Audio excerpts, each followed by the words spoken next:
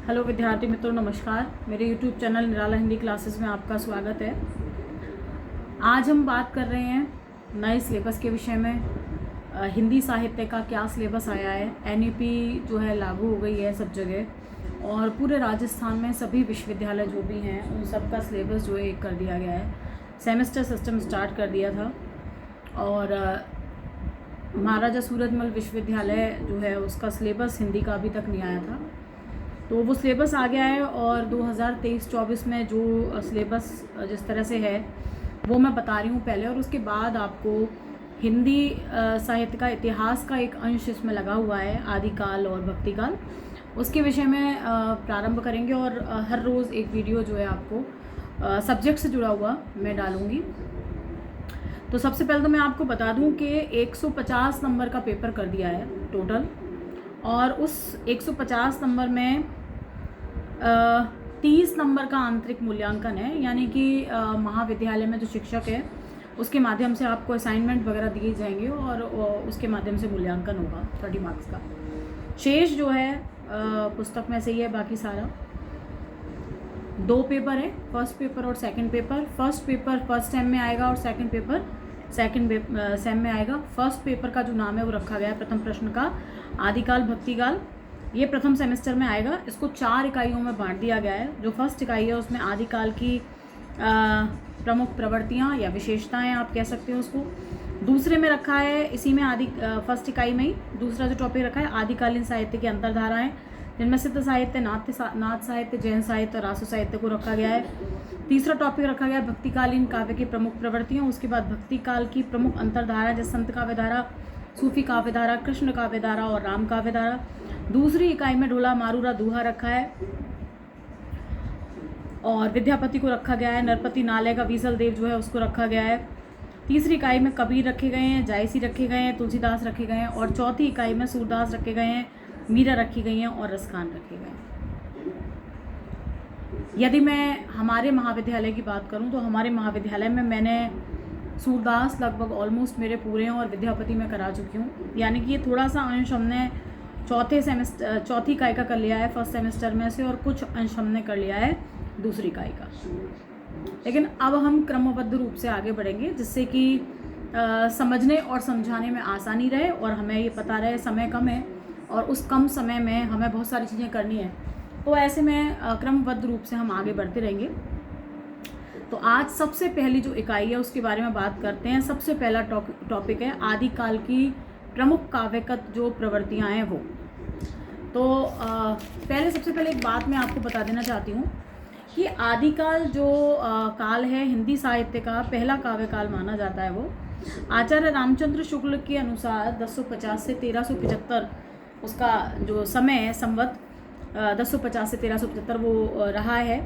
और ये जो समय था, यहाँ पर जो ग्रंथ थे वो अपभ्रंश भाषा से जो है प्रभावित देखने को मिलते हैं। इसके अलावा डिंगल और पिंगल भाषाएं भी इस युग में प्रभावी रहीं काफ़ी।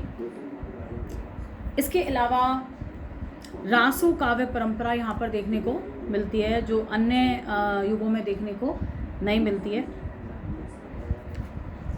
अगर वीरगाथा काल की बात करें या आदिकाल की बात करें, आदिकाल का ही एक नाम है वीरगाथा काल।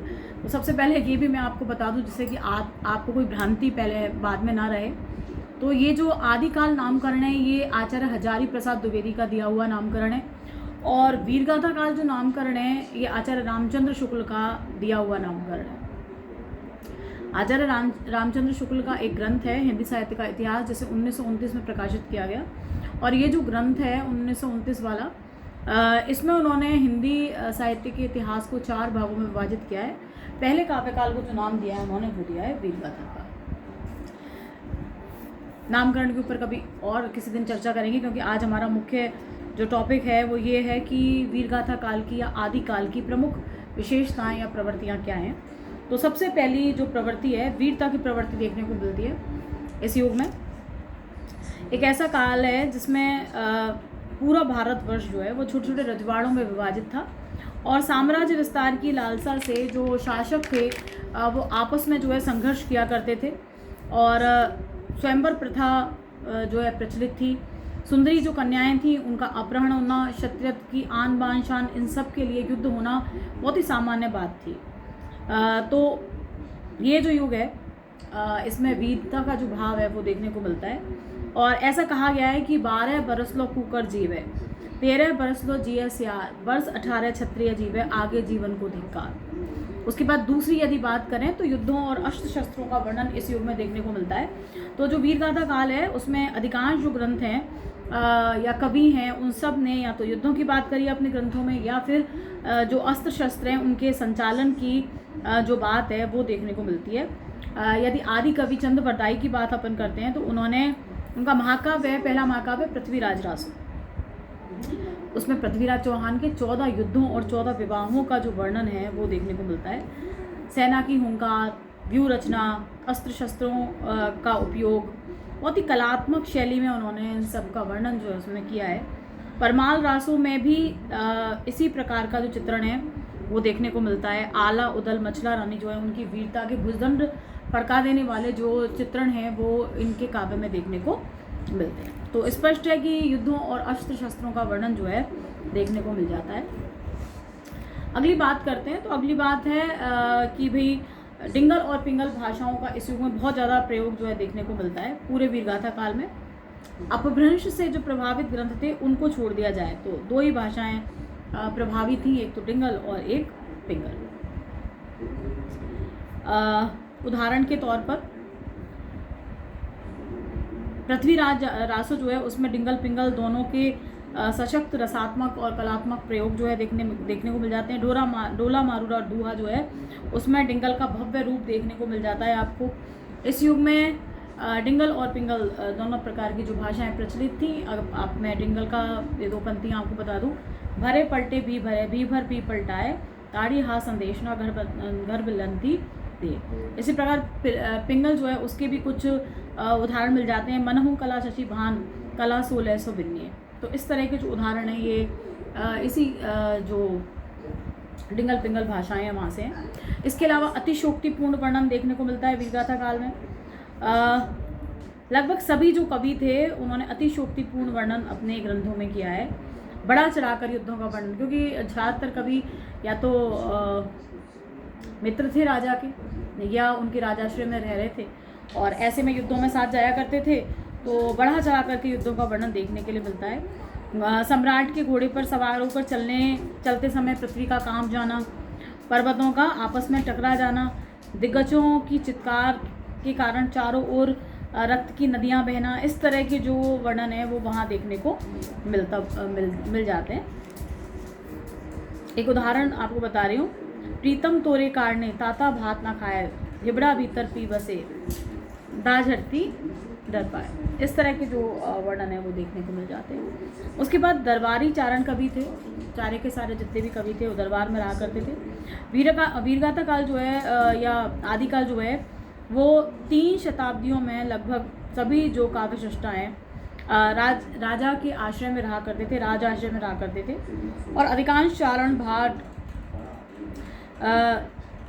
जागा आदि जो कवि थे वो हुआ करते थे। स्तुतिकार थे, ये सब अपने आश्रयदाताओं की स्तुति किया करते थे। युद्ध भूमि में जाना अस्त्र शस्त्रों को लेकर के और वीर रस से ओत प्रोत छंदों का वहाँ पे सुनाना, जिससे राजा का उत्साहवर्धन हो सके, इस तरह के जो कवि थे।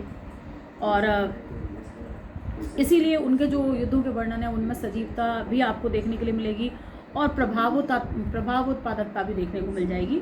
जैसे आपके चंद्रवरदाई हैं, जगनिक हैं, नरपति नाले हैं, कुछ लाभ हैं, ये सब इसी प्रकार के कवि हैं। उसके बाद अगली बात करें तो जीवन मूल्यों का अभाव देखने को मिलता है। पूरा जो ये वीरगाथा काल है या भक्ति, ये आपका आदिकाल है, पूरा का पूरा ये भौतिकवादी विलासी युग है। पूरा युद्धों में पराक्रम दिखाना यही जीवन का पर्याय समझा जाता था इस समय। और इसी कारण यहाँ पर आध्यात्मिकता, मौलिक नैतिकता, दिव्यता, जीवन मूल्य, इनका अभाव दिखाई देता है। सामान्य जनता के लिए इस युग में कोई बहुत ज़्यादा महान संदेश देखने को नहीं मिलता। राजाओं ने कोई ऐसा महान संदेश जनता के लिए नहीं दिया। सभी राजा ज़्यादातर अधिकांश विलासी प्रवृत्ति के थे और रनिवासों में हजारों सुंदरियां थीं। इस तरह की स्थिति थी उनकी राजाओं की। स्वयं पृथ्वीराज चौहान जो हैं उनके विषय में इस तरह की बात कही जाती है। झींगर देखी सुगर मेहरिया तायधर जाए धरी तलवार, इस तरह की जो बातें उनके बारे में सुनने को मिल जाती हैं। उसके बाद पहेलियों और मुकरियों का प्रयोग भी इस युग में देखने को मिल जाता है। ये भी एक विशेषता है इस युग की। वीरगाथा काल या जो आपका आदिकाल है उसमें पहेलियाँ और मुकरियों का साहित्य देखने को मिलता है। अमीर खुसरो थे, उन्होंने इस तरह का जो काव्य था वो लिखा था, सुनी होंगी। और बहुत ज़्यादा रस उत्पन्न करने की क्षमता इनके भीतर मौजूद होती है। पहेली की बात करूँ सबसे पहले मैं, एक थाल मोतियों से भरा सबके सिर पर औंधा धरा, ये पहेली है उनकी। और मुकरी की बात करते हैं, मुँह पे मेरो सिंगार करावत सामने बैठ के मान बढ़ावत, बासो चित वन ना कोई दीसा क्यों सकी साजन ना सकी सीसा। इस तरह की जो चीज़ें हैं वो देखने को मिल जाती हैं, यानी कि पहेलियाँ और मुकरियाँ देखने के लिए मिल जाती हैं। उसके बाद बात करते हैं गद्य का जो प्रारंभिक रूप है या गद्य का विकास जो है वो इस युग में देखने को मिलता है। ये भी एक विशेषता है आदिकाल की। तो आदिकाल जो है उसमें गद्य साहित्य के प्रमाण मिल जाते हैं। चंपू काव्य भी यहाँ पे देखने को मिल जाता है। राहुल बेल रोड़ा नामक कवि जो थे उनकी रचना है, उसमें ये गद्य और पद दोनों का मिश्रण जो है वो देखने को मिल जाता है, चंपू काव्य की श्रेणी में आता है। इसी प्रकार दामोदर शर्मा द्वारा लिखित जो ग्रंथ था उक्ति व्यक्ति प्रकरण, उसमें भी इस तरह की बात देखने को मिल जाती है। इसी प्रकार ज्योतिश्वर ठाकुर का एक ग्रंथ था वर्ण रत्नाकर, उसमें भी गद्य जो है आपको देखने को मिल जाएगा। तो आप ये मान सकते हैं कि जो आदिकाल है उसमें हिंदी गद्य का जो विकास है वो देखने को मिल जाता है। और इसके अलावा भी अगर आप एक बात और जोड़ना चाहें इसमें तो आप जोड़ सकते हैं कि आगामी युग की जो प्रवृत्तियाँ हैं वो भी भक्ति काल में आदिकाल में देखने के लिए मिल जाती है। यानी कि भक्ति काल की प्रवृत्ति, रीति काल में जो प्रवृत्तियाँ थी या आधुनिक काल में जो प्रवृत्तियाँ थी, आप जानते हैं हिंदी गद्य का विकास आधुनिक काल में हुआ था, लेकिन हिंदी गद्य का जो प्रारंभिक रूप है वो आपको आदिकाल में देखने को मिल जाता है। अभी मैंने स्पष्ट किया आपको कि कुछ कवि ऐसे थे जिनने चंपू काव्य लिखे और गद्य की जो रचनाएं थी वो भी लिखी। भक्ति काव्य का सृजन इस युग में देखने के लिए मिल जाता है आदिकाल में। जितने भी आपके कवि थे, जैन कवि खास तौर पे, उन सब ने भक्ति काव्य जो है वो पर्याप्त मात्रा में लिखा है। देवसेन है, मुनिजिन हैं, आसगु कवि हैं, इन सब के काव्य में आध्यात्मिक जो साहित्य है वो देखने को मिल जाता है। नाथ साहित्य में भी इस तरह की बात देखने को मिलती है। गोरखनाथ हैं, मछेंद्र नाथ हैं, चौरंगी नाथ हैं, गोपी चंद्र हैं, भरतहरि हैं, इन सब के यहाँ इसी प्रकार का जो शांत रस है वो देखने को मिल जाता है। यानी भक्ति का काव्य जो है इस युग में लिखा गया है। एक रासो काव्य परंपरा का भी विकास हुआ है इस युग में, वो अन्य किसी युग में देखने को नहीं मिलती है। तो आदिकाल में एक और विशेष उल्लेखनीय परंपरा, जैसे आप कह सकते हैं रासो काव्य परंपरा, कुछ ग्रंथ हैं, बीसलदेव रासो, कुमांड रासो, परमाल रासो, पृथ्वीराज रासो, संदेश शासक, इस तरह के जो ग्रंथ हैं वो इस युग में देखने को मिल जाते हैं, जो बाद में जाकर के वृत्ति जो है लुप्त हो जाती है। उसके बाद लौकिक साहित्य का सृजन यहाँ देखने के लिए मिलता है। लोक साहित्य आप कह सकते हैं, स्वच्छंद रूप से ये लिखे गए ग्रंथ। इसमें ढोला मारूरा दूहा जो है वो एक मुख्य ग्रंथ है। जयमयंक, प्रकाश का जस चंद्रिका, इस प्रकार की सशक्त रचनाएं हैं जो किसके अंतर्गत आती हैं, आपके लौकिक साहित्य के अंतर्गत आती हैं। प्रकृति के वर्णन की बात करें तो ये युग जो है आदिकाल, इसमें प्रकृति का वर्णन भी प्रचुर मात्रा में देखने के लिए मिलता है। लेकिन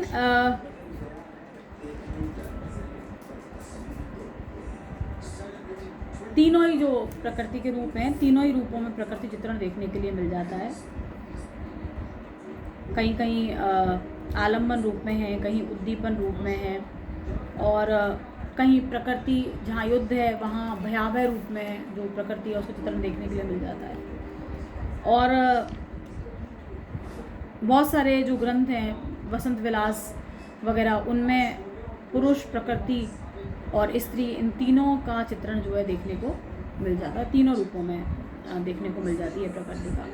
अलंकारों की बात करें तो आदिकाल में बहुत ज़्यादा परिपक्व थे लोग अलंकारों की दृष्टि से और छंदों की दृष्टि से भी।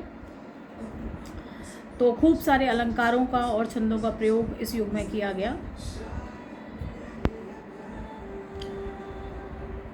बहुत ज़्यादा छंद वैविध्य देखने को मिलता है। असाधारण अलंकार सौंदर्य इस युग में देखने को मिल जाता है। अकेले चंद्रवरदाई जो हैं उन्होंने पृथ्वीराज रासों में 98 प्रकार के छंदों का प्रयोग किया और अधिकांश छंद शास्त्रीय थे, ध्वनि मूलक थे।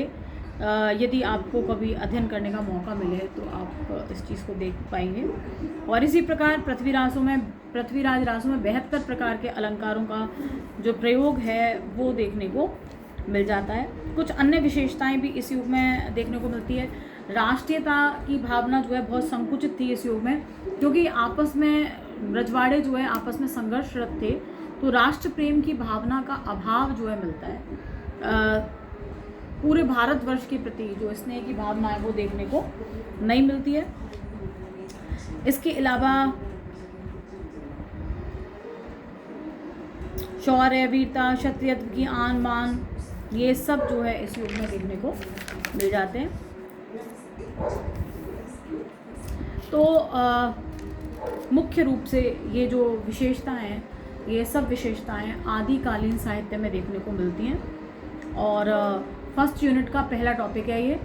आई होप कि जब आप इसको पढ़ेंगे या सुनेंगे तो बहुत सारे जो कॉन्सेप्ट हैं आपके वो क्लियर हो जाएंगे इससे। और आशा है कि आपको वीडियो पसंद आएगा। और